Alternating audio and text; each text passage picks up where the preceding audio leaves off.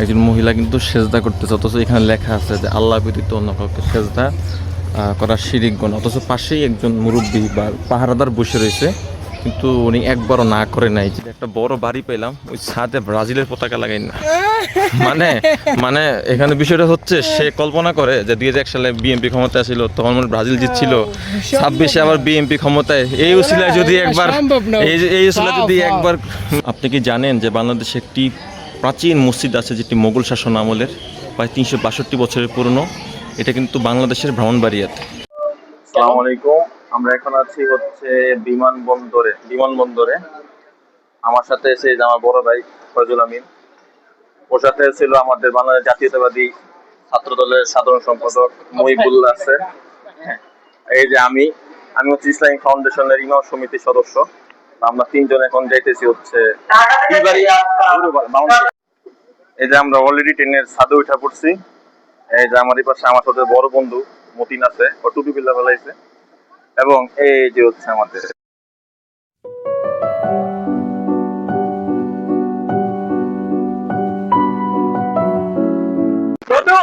পাবি না। দেখ কত সুন্দর, এটা পাবি না। ছাদে উঠা এভাবে টুরে যাওয়া, এই ফিটা পাবি না। তো এই যে আমরা এখন আছি হচ্ছে ব্রাহ্মণবাড়িয়াতে। আমরা কি জানি যে ব্রাহ্মণবাড়িয়ার মানুষটা খুব মারামারি করে, উগ্র টুগ্র, কিন্তু দেখছেন ব্রাহ্মণবাড়িয়া কত শান্তশিষ্ট। এই পাশটাতে কি পরিমাণে ভালো তারা, হ্যাঁ, কোন আওয়াজ নেই। এতগুলা মানুষ একটা প্ল্যাটফর্মে, কোনো আওয়াজ টাওয়াজ নেই, দেখতে একটা পিস পিস লাগতেছে ভিতরে। এই যে আমরা এখন আখাউড়া জংশনে চলে আসছি, প্রায় দীর্ঘ 2 ঘন্টা ট্রেন জার্নি করে, এবং সম্পূর্ণ আল্লাহ তাআলার রহমতে আমি এখন চলে আসছি হলো বাংলাদেশের যে 7 জন বীরশ্রেষ্ঠ ছিল, তাদের মধ্যে অন্যতম বীরশ্রেষ্ঠ সিপাহী মোস্তফা কামালের সমাধিতে, এবং খুবই নির্জন একটা এরিয়াতে। এবং আপনারা দেখতে পাচ্ছেন যে এখানে ফুলগুলো, আমরা যখন আসছি এখন থেকে প্রায় 1 ঘন্টা, আমি মূলত আগে এখানে সময় দিয়েছি নিজেকে, যে এখানে পরিবেশটা বোঝার জন্য। যেহেতু যারা মুক্তিযোদ্ধা ছিল যে 7 জন বাংলাদেশের, তো তাদের মধ্যে উল্লেখযোগ্য যারা প্রথমে মৃত্যুবরণ করছে তার মধ্যে উনি একজন, কারণ উনি 18 এপ্রিল মাত্র 24 বছর বয়সে মৃত্যুবরণ করেছেন। এবং এখানে উনি যখন মৃত্যুবরণ করেছিলেন, স্থানীয়দের মতামত অনুযায়ী ওনার শরীরটা প্রায় দ্বিখণ্ডিত হয়ে গেছিল বা ক্ষত বিক্ষত হয়ে গেছিল। তো এলাকাবাসী কিন্তু ওনাকে পরবর্তীতে এখানে সমাধি করেন এখানে, কিন্তু ওনার কিন্তু যে স্থানীয় বাড়ি বা ওনার যে জন্ম, ওটা কিন্তু সম্পূর্ণ ভোলাতে। কিন্তু তৎকালীন সময় স্বাধীনতা যুদ্ধের সময় বাংলাদেশে 11টা সেক্টর হয়েছিল, তার মধ্যে অন্যতম বড় যে সেক্টর 2 নং সেক্টরে কিন্তু উনি এই যে ব্রাহ্মণবাড়িয়ার আখাউড়া এই স্থানে ওনার দায়িত্ব ছিল। তো উনি এই বাংলাদেশি বর্ডারের এই এরিয়াতে ওনার যে স্মৃতিবিধির একটা জায়গা রেখে গেছেন, এটা আমাদেরকে প্রতিনিয়ত মুগ্ধ করতেছে এবং দর্শকদেরকেও মুগ্ধ করে। তবে একটি বিষয় খুব অ্যালার্মিং এখানে, যে এখানে কিন্তু লোকজন খুব একটা আসে না, বা মানুষ এটাকে খুব একটা প্রয়োজন মনে করে না। আমরা এখন কি জানি মুস্তফা কামালের কবর জিয়ারত করলাম। এখন আমরা যাচ্ছি হচ্ছে ব্রাহ্মণবাড়িয়া শহরের দিকে, এবং সেখানে গিয়ে আমরা দুপুরে নাস্তা করব। দুপুরের খাবার টাবার খাবো। এবং ইন্টারেস্টিং একটা বিষয় হচ্ছে, সেটা হইলো আমার চেহারা দেখা যেতেছে না, ওইটাও ইন্টারেস্টিং না। সেটা হচ্ছে যে একটা বড় বাড়ি পেলাম, ওই ছাদে ব্রাজিলের পতাকা লাগাই না। মানে এখানে বিষয়টা হচ্ছে, সে কল্পনা করে যে 2001 সালে বিএনপি ক্ষমতায় ছিল, তখন ব্রাজিল জিতছিল, 26-এ আবার বিএনপি ক্ষমতায়। এই উসিলায় যদি একবার জিততে পারে ব্রাজিল, না যে এমনি নেইমারে চান্স পাওয়ার কারণে যেই একটা অবস্থা, মনে যে এত বিশ্বকাপ জিততে পারলে অর্ধেক, তাই না?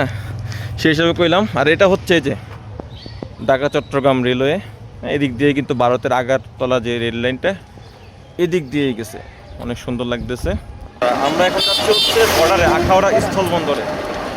এই মাত্রই কিন্তু যে ভিডিওতে দেখা যাচ্ছে যে একজন মহিলা কিন্তু সেজদা করতেছে, অথচ এখানে লেখা আছে যে আল্লাহ ব্যতীত অন্য কাউকে সেজদা করা শিরিক গুনাহ। অথচ পাশেই একজন মুরব্বী বা পাহারাদার বসে রয়েছে, কিন্তু উনি একবারও না করে নাই, যে সেজদা করে না, স্পষ্ট এখানে সেজদা করছে। সো এই যে লাল সিম্বল আছে, এটা হচ্ছে বন্ডদের একটা প্রতীক।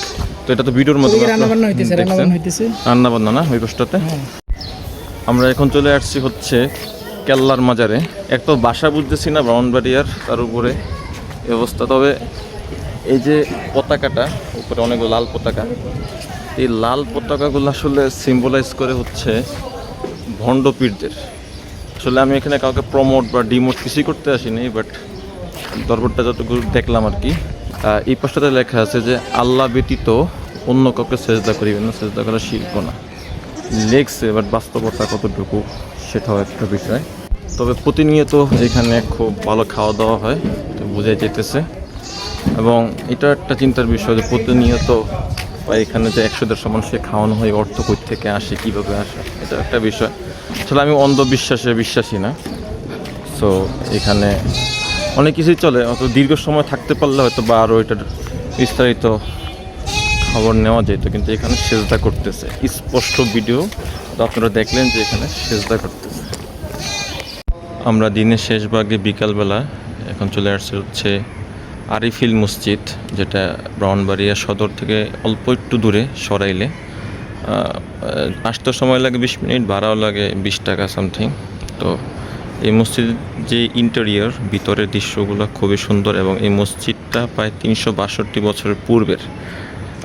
ব্রাহ্মণবাড়িয়াতে একটা মসজিদ আছে মোগল আমলের, যেটা 362 বছর পূর্বে 1662 খ্রিস্টাব্দে এটা নির্মিত, অত্যন্ত চমৎকার। এবং মসজিদের পাশে যে দিঘিটা রয়েছে, এটা হচ্ছে একটা সাগর দিঘি, তো অসম্ভব সুন্দর দিঘিটা। এবং কথিত আছে এটা ঈশা খাঁ যখন এই অঞ্চলটাতে লড়াই করতেছিলেন, এবং ওই সময়টাতে এই মসজিদ আমার পিছনের এবং এই দিঘিটা কিন্তু তখনই তৈরি করা হয়েছে। এবং কথিত আছে যে ত্রিপুরার রাজধানীও সম্ভবত এখানেই ছিল, এই সরাল এরিয়াতে।